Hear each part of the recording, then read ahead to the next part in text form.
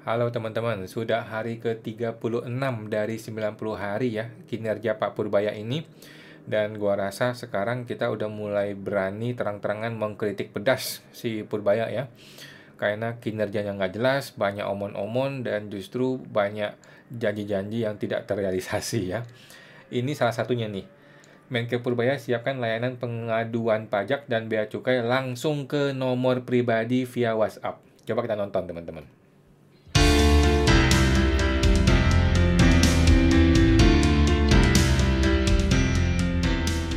Menteri Keuangan, Menkeu, Purbaya Yudi Sadewa menyiapkan layanan pengaduan langsung untuk pajak serta bea dan cukai yang terhubung ke nomor pribadinya. Langkah ini diambil untuk menampung keluhan pengusaha yang merasa terbebani banyak tagihan di pelabuhan, sehingga meningkatkan biaya operasional. Saya akan buka kanal langsung ke Menteri, jadi mereka bisa ngadu ke situ, kata Purbaya saat meninjau kawasan Pelabuhan Tanjung Priok, Jakarta. Senin, tanggal 13 Oktober tahun 2025, dikutip dari Antara. Menurut Purbaya, akan ada 2 nomor WhatsApp resmi yang disiapkan, satu khusus untuk pengaduan pajak, dan satu lagi untuk kepabeanan dan cukai.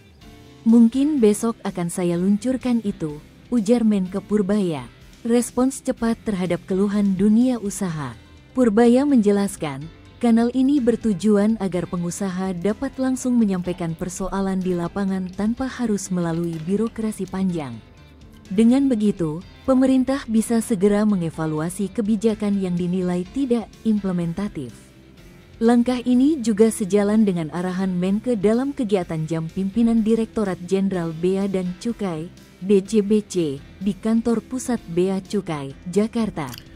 Oke teman-teman ya, jadi ini dia ucapkan di tanggal 14 Oktober ya, hari Selasa kalau nggak salah. Dan kemudian kita tunggu dong satu hari lagi, ternyata omong kosong teman-teman, yang nggak ada teman-teman ya. Coba kita kasih lihat teman-teman. Besok ya, ini adalah berita tanggal 14 Oktober ya. Besok Purbaya akan luncurkan saluran untuk adukan aparat DJP dan Bea Cukai ya. Dia bilang besok nih ya, tanggal 14. Artinya hari ini tanggal 15 Oktober ya. Dan ketika video ini launching sudah tanggal 16. Kebalik ya. Enggak. Tanggal 13. Tanggal 13 hari Senin, Pak Purbaya mengatakan itu besok. Besok berarti kan hari Selasa tanggal 14 Oktober. Ya kan? 14 Oktober kita tunggu-tunggu tidak ada. Ketika video gue ini launching sudah tanggal 15 Oktober, teman-teman ya. Nah, ini adalah hari besoknya, yaitu tanggal 14 Oktober, teman-teman ya. Tanggal 14 Oktober, kalau lu buka di Google ya, yang namanya Purbaya WA Pengaduan, itu satu hari yang lalu dia ngomong besok nih, buka layanan. Hari ini, tanggal 14, Purbaya buka aduan langsung layanan pajak via WA. Tapi begitu gue buka beritanya nih, teman-teman ya, kita buka beritanya, ini berita hari besoknya ya, yaitu tanggal 14 Oktober. WhatsApp langsung ke Menteri. Terobosan Purbaya Yudi Sadewa membongkar praktik nakal di pajak dan bea cukai. Kita lihat. Menteri Keuangan bla bla bla bla. Ia secara terbuka mengumumkan pembukaan saluran pengaduan langsung yang terhubung ke dirinya tanpa perantara atau birokrasi berbelit ya. Langkah tak biasa bla bla bla bla bla bla. Pertanyaan gua, mana nomor WhatsApp-nya? Mana nomornya? 2 nomor WhatsApp katanya. Selama ini bla bla bla, kan ini diucapkan di hari Senin. Sedangkan berita ini terbit di hari Selasanya, besoknya. Mana nomornya, teman-teman? Omong kosong. Ini berita abal-abal ini. Mana nih targetberita.co.id? Apa ini ya? Ini Purbaya sudah mulai pakai buzzer atau gimana nih? Kok bisa asal bikin berita ya? Bikin berita 14 Oktober untuk memberitakan yang kemarin janjinya mau bikin WhatsApp. Hari ini tanggal 14 Oktober tidak ada WhatsApp-nya. Jadi judul berita ini dengan isi beritanya tidak nyambung. Tagar berita ini berita apaan ya? Lanjut. Lagi nih, Bloomberg Techno. Bloomberg Techno ini kayaknya beneran ini ya.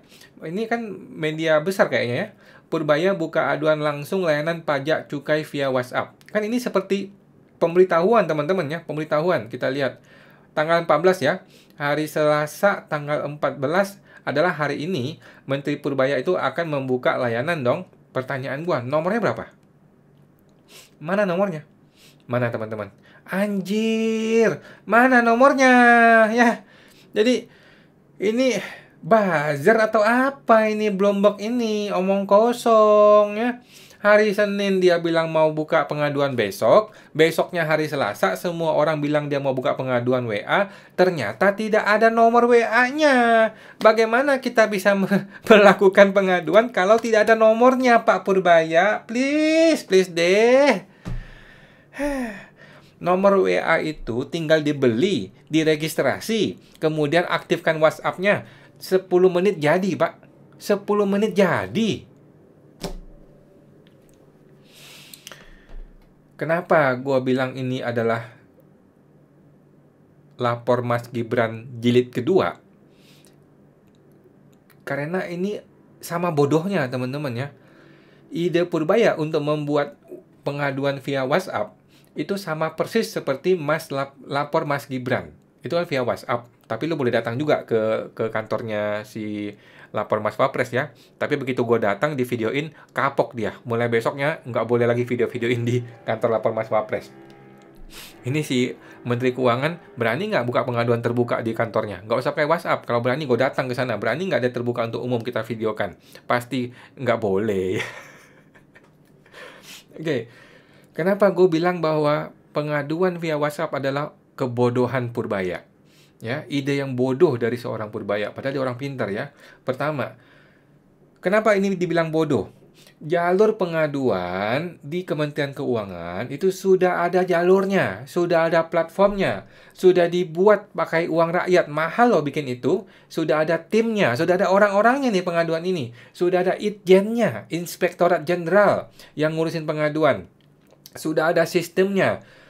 Tinggal dibenerin, tinggal dibikin SOP yang benar gitu loh ya. Sudah ada gitu ya. Jadi bukan ngadi-ngadi, bikin metode pakai WhatsApp, bodoh benar si Purbaya begini caranya ya. Jadi secara sistem lembaga Kementerian Keuangan dan DJP sudah ada, sistem pelaporan pengaduan sudah ada. Tinggal dirapikan, dibikin SOP yang benar, dibuka transparansinya, kemudian dilaksanakan prosesnya. Kan selama ini nggak ada prosesnya nih. Dan kemudian laporannya ada, diserahkanlah laporan itu kepada si pelapor. Dan kepada bosnya, si Menteri Keuangan gitu kan. Begitu aja Pak Purbaya gitu loh. Jadi Purbaya ini terkesan anti banget terhadap semua yang dibikin oleh Sri Mulyani. Pokoknya semua gebrakan Sri Mulyani mau dibuang sama dia. Untungnya Cortez nggak dibuang ya. Kalau Cortez dibuang masuk penjara tuh Sri Mulyani. Jadi platform itu sudah ada gitu loh. Janganlah lu buang-buang semuanya punya Sri Mulyani kalau itu masih bagus gitu loh. Kalau barangnya bagus, tinggal dibenerin, dirapiin, nggak usah dibuang gitu loh. Nggak usah lo bikin ngadi-ngadi, bikin WhatsApp aneh-aneh ya. Gitu loh. Jadi tidak semua yang dibikin oleh Sri Mulyani itu busuk ya. Ini salah satu yang bagus. Platform IT di Kementerian Keuangan itu salah satu yang terbagus di semua kementerian. Ya, gue masih akui teman-teman ya. Nah, sistem pengaduan itu sudah ada, yang namanya WISE Kemenkeu sudah ada, Itjen Kemenkeu, Prime Kemenkeu, pengaduan pajak, Komwasjak sudah ada. Jadi semua itu sudah ada, tinggal dirapikan SOP-nya yang benar. Jangan tiba-tiba lu bypass. Udah gitu lu bypassnya pakai WhatsApp. Bodoh ini Purbaya kalau begitu caranya. Mana ada WhatsApp itu bisa jalan. Makanya gue bilang kayak orang bego ini Purbaya kalau menggunakan cara WhatsApp. Kita masih belajar dari kasusnya si lapor Mas Gibran ya. WhatsApp itu bisa tampung berapa WA sih? Berapa coba teman-teman? Berapa chatting yang bisa ditampung? Kita ingat ya, contoh lapor Mas Wapres. Lapor Mas Wapres itu baru launching 1 hari teman-teman ya. Launching 1 hari, WhatsApp-nya langsung down. Selesai teman-teman ya. WhatsApp-nya Mas Gibran itu ya, di hari pertama dia launching nomor WhatsApp-nya, sampai hari ini itu WA down. Tidak pernah bisa ngebalas apa-apa. Boro-boro mau diproses, boro-boro mau dijalankan sampai selesai gitu ya. Itu WhatsApp sejak hari pertama di launching, sampai hari ini tidak pernah jadi itu WhatsApp, nggak pernah jalan itu WhatsApp ya. Gua kasih bukti teman-teman ya. Gue kasih bukti nih. Ini WA gue kepada lapor Mas Gibran nih. Nih nomornya lapor Mas Gibran nih. Kalau nggak salah ya, setahu gue ya. Gue tanya, Pak, lokasi di mana? Ini bukan. Gue tanya, nggak dijawab. Gue datangin besok paginya. Gue datangin dong. Begitu gue datangin, gue bikin laporan. Laporannya dia suruh dia suruh chatting WA dan dia suruh lapor ke lapor.go.id. Gue betul-betul gue lakukan, teman-teman ya. Nih, gue bilang, terlapornya siapa? Si Oknum Menteri Sri Mulyani. Apa yang dilaporkan? Bla bla bla bla bla. Saya tunggu ya respon dan bagaimana kelanjutan terhadap pelaporan saya. Terima kasih. Sampai hari ini tidak ada balasan, teman-teman ya.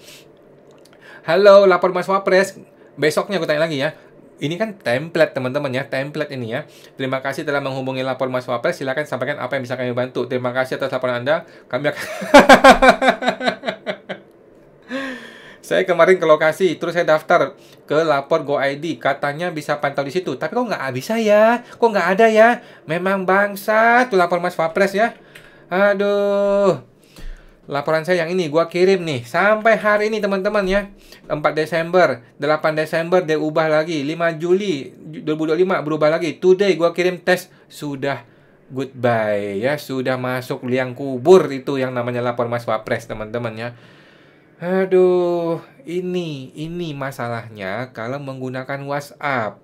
Karena WhatsApp itu kalau tidak dikelola dengan benar, jadi begini. Hari pertama langsung ngehang, sampai hari ini masih ngehang, udah mati tuh WhatsApp, udah nggak ada lagi.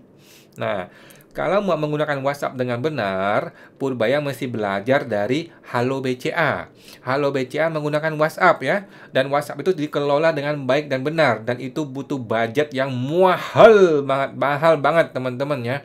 Nah, walaupun dia menggunakan WA, tetap aja ada back-end-nya, ada banyak tenaga-tenaga customer service-nya BCA yang standby di belakang. Ketika WA ini sudah berjalan alot, sudah nggak bisa selesai, langsung dia intervensi, bisa langsung lu telepon ke customer service-nya si BCA. Pertanyaan gua, Purbaya sanggup nggak?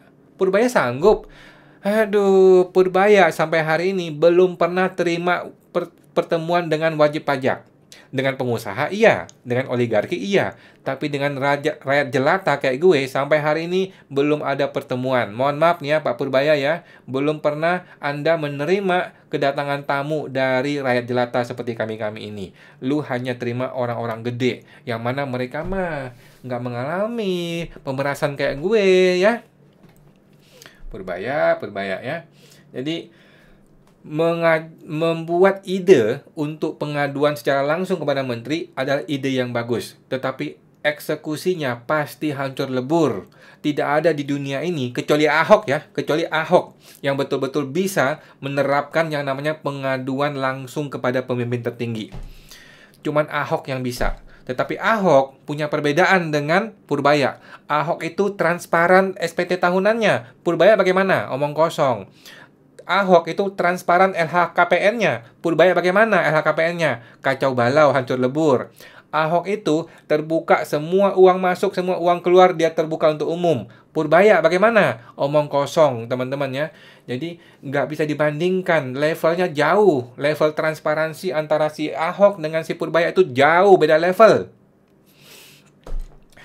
Nah, sekarang lu mau bikin ide untuk melakukan pengaduan via WhatsApp. Ini pencitraan luar biasa. Ini betul-betul Jokowi jilid kedua. Ini lapor Mas Gibran jilid kedua. Tetapi lapor Mas Gibran dicemooh kemana-mana, dikritik di mana-mana. Pak Purbaya bagaimana? Nah, saat ini sih Pak Purbaya masih dielu-elukan sama masyarakat ya. Pertanyaan gua, mau seberapa lama, mau sampai kapan dielu-elukan? Baru kemarin dia ngomong, besok mau bikin laporan WA Purbaya. Hari ini ditunggu tanggal 14 Oktober. Tidak ada, teman-teman, tidak ada. Kalau ada, gue mau WA. Gitu, kalau ada gue mau WA, gue mau tahu nyampe nggak WA-nya. Kalau sampai dibalas apa enggak? Kalau dibalas, diproses apa enggak? Kalau diproses, jadi apa enggak laporan akhirnya?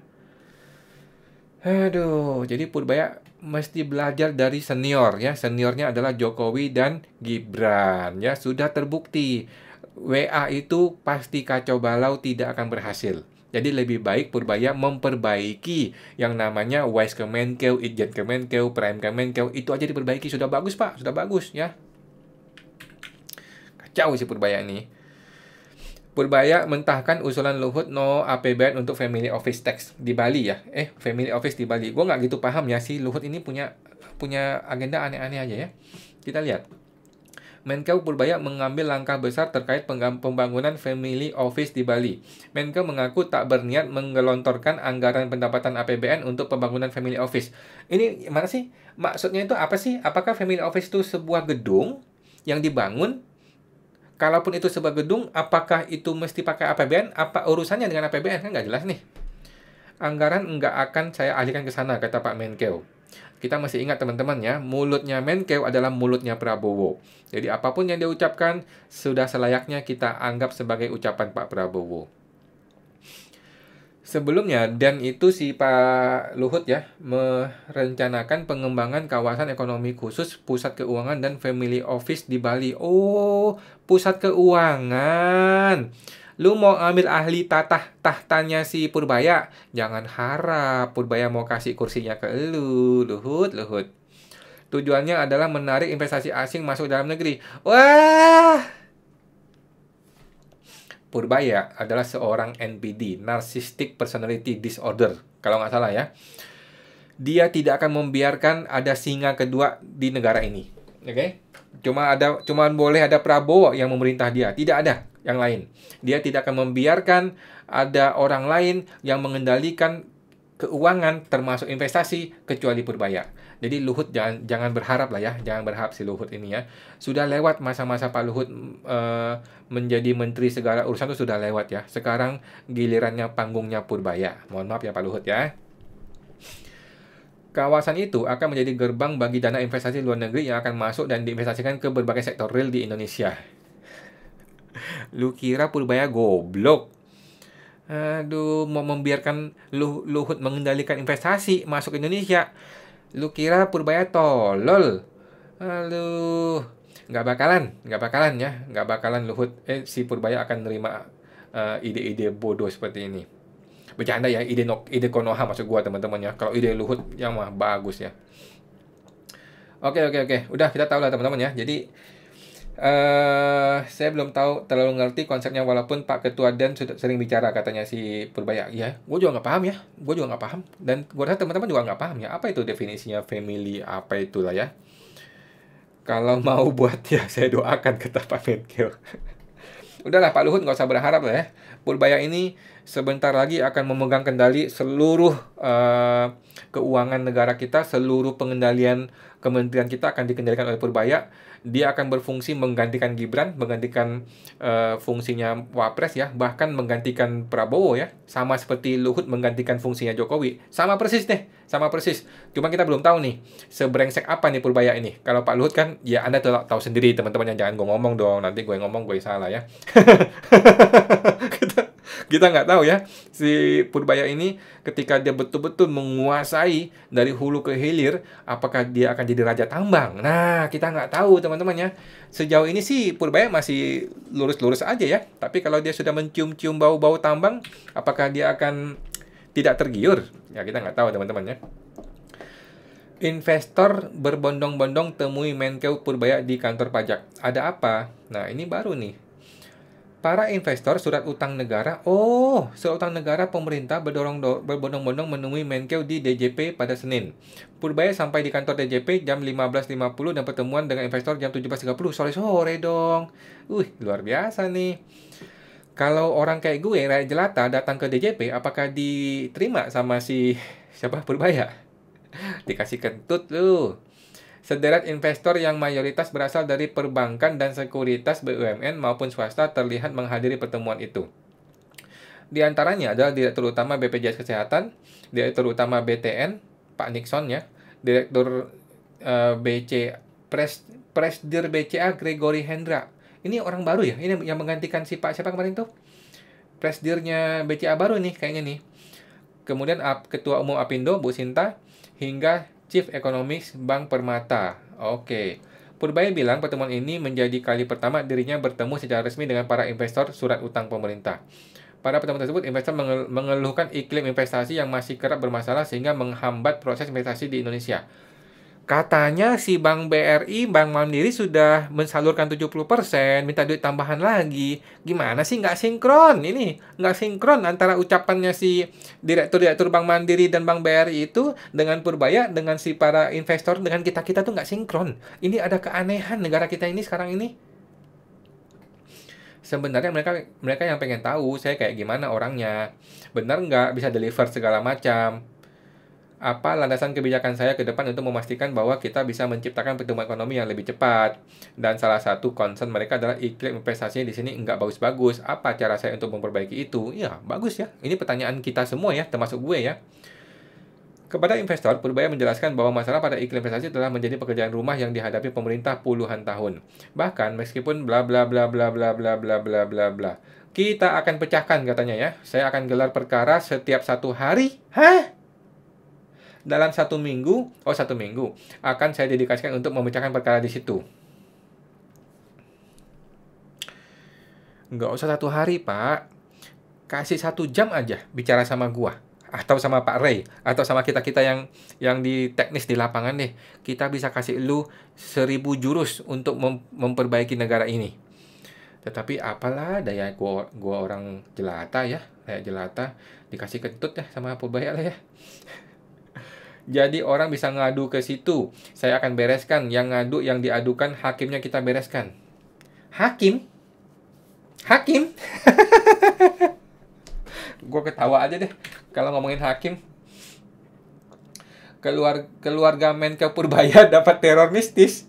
Sang putra Yudo Sadewa tidak takut. Itu semua ulah jin katanya. Oke, teman-teman. Ya, jadi tambah humor tuh boleh teman-teman ya. Sekali-sekali kita baca humor teman-teman ya. Kabar kurang mengenakan datang dari Menteri Keuangan Purbaya ya, Tribun Trends. Keluarga Purbaya diketahui mengalami gangguan mistis hingga membuat tidak nyaman. Hal itu diungkapkan oleh putra Menkeu ya. Melalui akun Instagramnya 8A41121A. Ini kok wartawan tahu banget sih. Akun Instagramnya dia tahu dari mana coba? Gue sudah follow dia sih sebenarnya.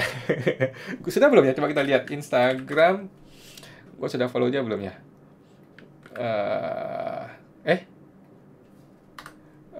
Siapa tadi? Coba tadi kita lihat.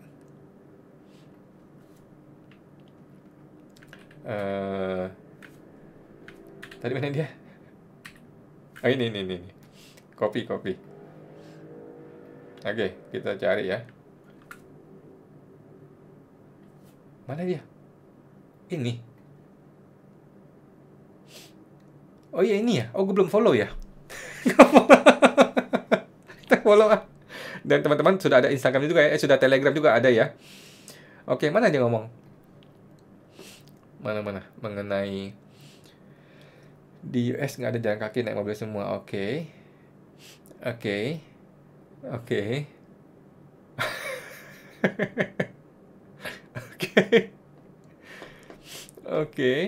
Umur berapa sih si Yuda ini? Dingin, Bogor. Oh, dia tinggal di Bogor. Dia tinggal Bogor apa Bandung sih? Oke. Nggak ada ya. Apa gue yang salah ya? Tadi gue lihat waktu demo buruh ada tukang ojek. Ini sudah lama ini. Oke teman-teman ya. Oke lah. Nggak apa-apa lah ya. Sekali-sekali kita lihat berita komedi ya. Yudo mengaku rumahnya mendapatkan teror mistis. Meski begitu, ia berusaha meyakinkan keluarganya jika itu hanya tahayul. Oke. Keluarga kami diteror oleh santet di rumah. Semakin Anda percaya, maka santet itu semakin kuat. Jadi saya usahakan bilang satu keluarga untuk jangan percaya pada begituan. Berarti dia mau ngajarin Purbaya maksudnya. Dia mau ngajarin bapaknya si Purbaya, Menteri Keuangan, itu cuma tahayul, bro. Tahayul papa, jangan dipercayain gitu ya. Berarti maksud dia tuh, dia mau bilang si papanya bodoh gitu ya. Percaya sama tahayul gitu ya. Percayalah pada Allah, jangan percaya tahayul. Oke, mantap Pak Yudo. Yudo mengaku tidak percaya santet dan kesurupan. Anak pertama Menkeu itu menyebut halusinasi yang disebabkan oleh jin.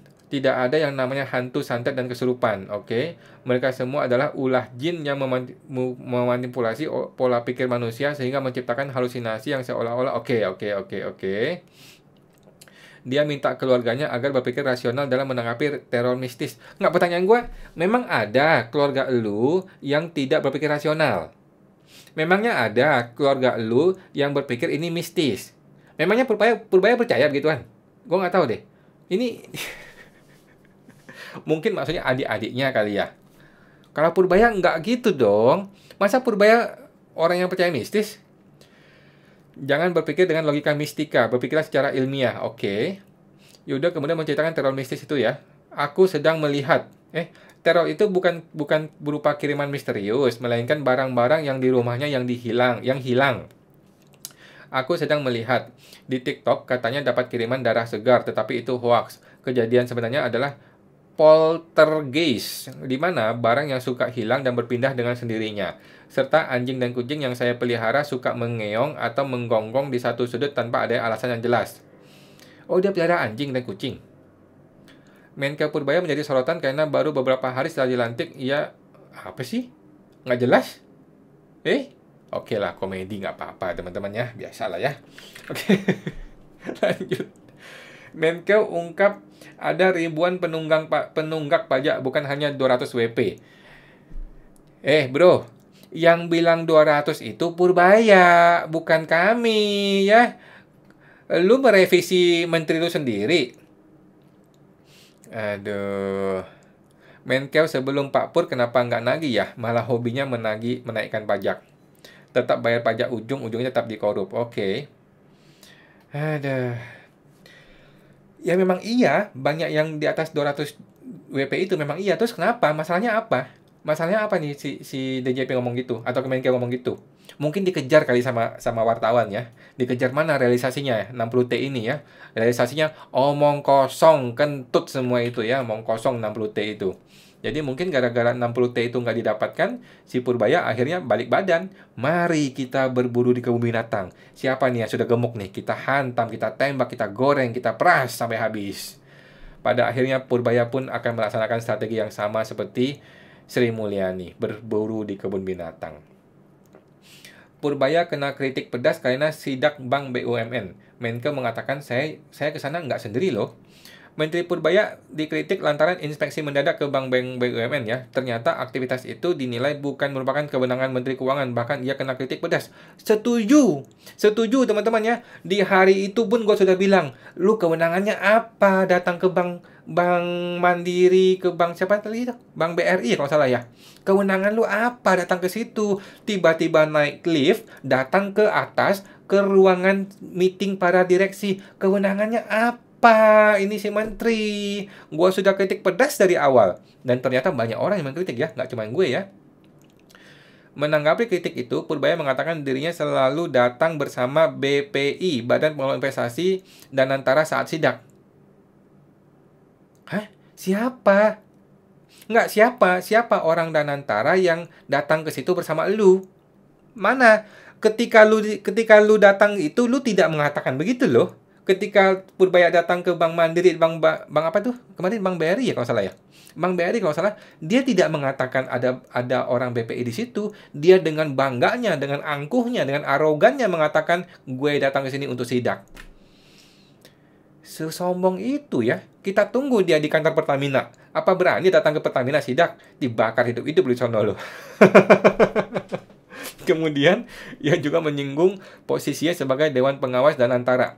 Kan saya ke sana nggak sendiri, saya selalu sama Danantara. Danantara yang ajak saya ke sana. Loh, awalnya bilang ide elu, sekarang bilang ide Danantara.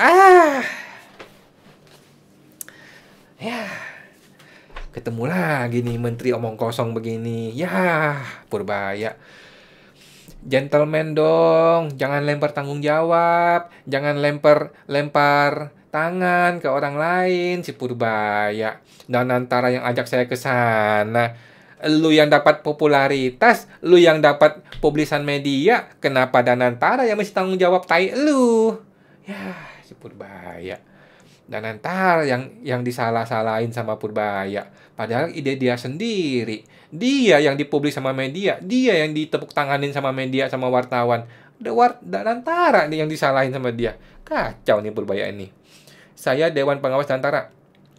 Iya Pak, kita tahu lu Dewan Pengawas Tanah Antara. Tapi kan lu datang ke situ bukan dalam rangka sebagai posisi Dewan Pengawas Tanah Antara. Lu datang ke situ dalam rangka untuk mempopularitaskan lu sebagai Menteri Keuangan yang baru saja mencemplungkan 55T. Betul nggak, Purbaya?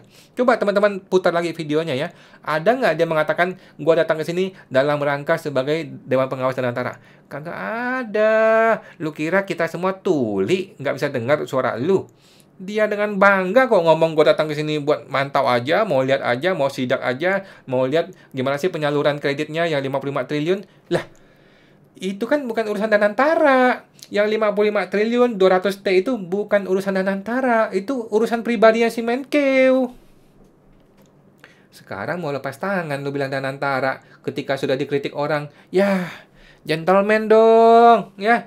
Gentleman. Kalau emang elu ya elu, kalau perlu minta maaf ya minta maaf. Masa datang ke kantor orang tiba-tiba naik lift langsung datang ke atas meeting ke direksi, gila kali lu ya. Kalau gua jadi direksinya Bank Mandiri, gua tempeleng, gua suruh satpam usir. Siapa itu?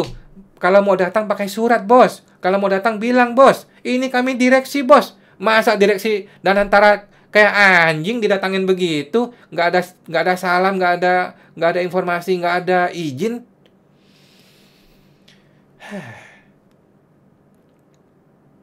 Jadi menurut gua Pak Purbaya mesti meredakan sedikit lah keangkuhannya, kesombongannya mesti diturunin sedikit gitu. Ya nggak sedikit sih, banyak sih. lu mesti turunin banyak kesombongan lu mesti turunin karena lu bisa slip tongue, bisa salah ngomong seperti si Ahok ya. Kalau lu slip tongue salah ngomong, musuh-musuh lu tuh bisa memanfaatkan itu untuk menjatuhkan lu gitu ya Pak Purbaya. Sudah ada kasusnya si Ahok. Siapa kemarin tuh si Bupati Pati tuh kena tuh kan gara-gara apa? Gara-gara omongan, gara-gara kesombongan, keangkuhan dia. Jatuh. Enggak jatuh, belum jatuh ya. Kalau Ahok masuk penjara, Bos. Gitu. Ini di Purbaya ini ya. Lagi-lagi Purbaya menunjukkan arogansi dia ya, kesombongan dia. Ketika dia digugat ke Mahkamah Konstitusi, dia mengatakan saya nggak pernah kalah ya. Gugatannya ke kita. Saya belum tahu. Kalau kita, jangan sampai kita kalah. Saya nggak pernah kalah kalau digugat pengadilan. Jadi gue mau tanya nih ya. Kalau anak Soeharto yang gugat, buru-buru dia damaikan. Kemarin sudah didamaikan tuh. Sudah dia telepon saya tuh. Dia mau telepon saya tuh. Sudah dicabut gugatannya tuh. Pokoknya buru-buru dibikin damai, dibikin kalem, dibikin tenang. Kalau rakyat jelata yang menggugat ke Mahkamah Konstitusi, Purbaya bilang, kita nggak pernah kalah di pengadilan. Aduh, gue bingung nih pejabat ya. Bukannya dia introspeksi diri, bukannya dia bertanya, kita salah apa ya? Kita ini salah apa ya? Apakah kita perlu perbaiki diri ya? Nggak kepikiran sama sekali si Purbaya ini. Langsung dong, dia nantangin rakyatnya sendiri loh. Nantangin, ini kan nantangin ini namanya. Gue gugat loh besok pagi. Nggak besok ya. Nanti kita akan gugat ya Pak Purbaya ya. Nah, nantangin rakyat. Begini caranya. Sama seperti siapa kemarin? Sama seperti si Bupati Pati itu. Nantangin rakyat ini namanya. Aduh, Purbaya. Nih, Cortex nih. Ini hari ini teman-teman ya. Ini hari ketika gua tampilkan adalah hari ketika kejadian tersebut terjadi ya. Cortex pasti benar akhir Oktober kata Purbaya ya. Ini sudah pertengahan Oktober, Bos. Sudah pertengahan Oktober masih begini. Gimana Purbaya? Capek. Oke, Purbaya ancam hajar mafia migas. Arahan Presiden jelas langsung hajar. Gue nggak usah nontonin videonya teman-teman ya. Lu sudah lihat sendiri lah teman-teman ya. Jadi udahlah, Purbaya nggak usah ngomong hajar-hajar orang lah. Hajar DJP dahulu, hajar bea cukai dahulu. Ya, orang dalam dahulu. Nggak usah luar-luar, nggak usah migas. Masih jauh Pak Purbaya, migas. Aduh. Jokowi 2 periode nggak bisa hajar migas malah jadi teman baik. Lu tiba-tiba mau hajar migas baru 30 hari. Udah nggak usah bercanda lah Pak Purbaya ya. Nggak usah bercanda, nggak usah over confidence, nggak usah terlalu kasih iming-iming yang omong kosong. Sebaiknya Pak Purbaya fokus memperbaiki DJP dan bea cukai. Dimulai dari mana? Dimulai dari transparansi ya. Setelah transparansi, pengaduan. Mana pengaduan tuh WA tuh? Sampai sekarang nggak ada tuh WA-nya Purbaya. Kalau ada kita mau buktikan. Apakah berjalan apa nggak berjalan tuh WA-nya. Jangan sampai kayak si Wapres ya. Lapor Mas Wapres itu ide yang bagus tetapi eksekusinya salah, kacau balau. Akhirnya kan jadi bumerang, jadi berbalik arah ya. Yang harusnya ide bagus bikin dia terkenal malah jadi sampah kan begitu. Jelang akhir tahun, DJP dorong dinamisasi PPh 22 dan pencairan SKP. Ini buat teman-teman yang belum paham, maksudnya itu dinamisasi PPh 25 itu maksudnya suruh lu naikin PPh 25, udah gitu aja, gitu ya. Jadi gue bingung nih, wajib pajak ketika mau mengurangi PPh 25 itu pakai surat permohonan. Ya, mesti memohon kita sama DJP. Ketika DJP suruh kita naikin PPh 25, tidak ada surat permohonan. Suratnya surat himbauan dinamisasi. Enak bener dunia persilatan pajak ini ya. Kita mau minta sesuatu mesti memohon. Dia minta kita naikin pajak, seenaknya aja pakai surat himbauan dinamisasi. Kalau gue ketemu surat begini, gue lempar ke tong sampah, bos ya. Nih, pengakuan Purbaya ya, Kortex biang kerok lambatnya penerimaan pajak. Memang betul, iya, semua orang juga sudah tahu. Tidak perlu diucapkan oleh Pak Purbaya, kita semua sudah tahu. Pertanyaan gua, lu mau apa? Terus apa gitu loh, gua tanya, siapa yang akan diproses hukum? Udah diaudit belum? Diaudit forensik. KPK udah dihubungin belum? Jadi omong doang, si Purbaya ini ngomong doang supaya populer, supaya terlihat keren, supaya terlihat populer seperti jadi pahlawan gitu ya, kayak keren-keren aja. Tetapi apa hasilnya? Apa hasilnya? Apakah Kortex lebih baik? Tidak. Apakah ada yang diproses hukum? Tidak. Apakah ada yang dilaporin ke KPK? Tidak. Apa yang dia lakukan ini? Ngomong doang si Purbaya ini. Lanjut. Biar ini mengenai ini ya, Donald Trump versus China ya. Biar aja mereka AS versus China berantem. Ke IHSG harusnya positif. Mungkin ada sentimen negatif ya gara-gara pasar sana jatuh. Tapi kalau China dikenain tarif 100%, kan barang kita jadi lebih bersaing di Amerika. Kita untung. Lagi-lagi gue masih mengkritik. Mohon maaf nih ya. Barang China kalau tidak bisa masuk ke China, tidak bisa masuk ke Amerika ya. Kan barang Cina masuk banyak nih. Barang Cina itu banyak, overload dong. Over capacity. Dia mau masukin ke Amerika. Amerika naikin tarifnya 100%. Barang itu ditolak dong. Pertanyaan gua, barang yang ditolak masuk ke Amerika, itu masuk ke mana? Anak kecil juga bisa jawab gitu ya. Barang yang gagal masuk ke Amerika, kan nggak mungkin dia buang ke laut dong. Pasti dia salurkan dong. Kemana dia salurkan? Ke negara-negara sahabat. Ke negara-negara yang bersedia menerima barang ini dengan harga murah. Akibatnya apa? Akibatnya UMKM di negara tersebut mampus semuanya gara-gara barang murah dari Cina masuk. Karena barang ini tidak bisa masuk ke Amerika. Logika simple, Purbaya nggak bisa ngerti.